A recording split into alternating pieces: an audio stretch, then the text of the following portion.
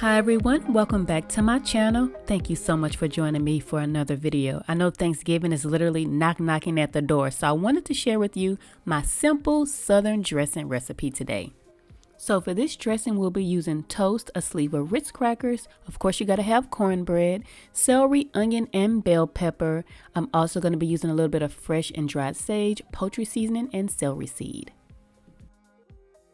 So the first thing I'm going to do is heat up a little butter and olive oil in my pan. Then I'm going to saute my vegetables with salt and pepper for about 5 minutes.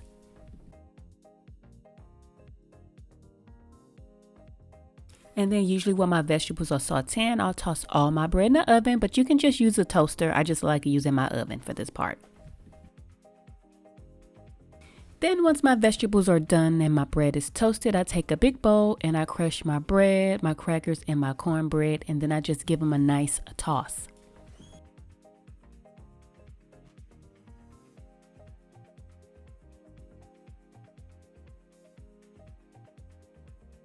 I'm going to chop up about a tablespoon of fresh sage, then I'll add all of my cooked vegetables, my dried seasoning, and the fresh sage to the bowl with salt and pepper.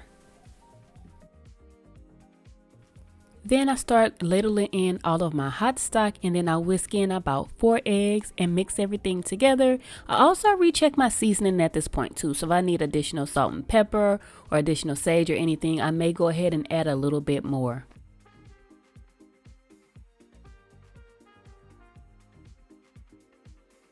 Then I add all of my dressing into a greased baking dish and I put it in the oven at about 350 degrees for about 45 minutes to 1 hour. Once my dressing is out of the oven, I do top it with just a little bit more butter, just a little, and fresh sage.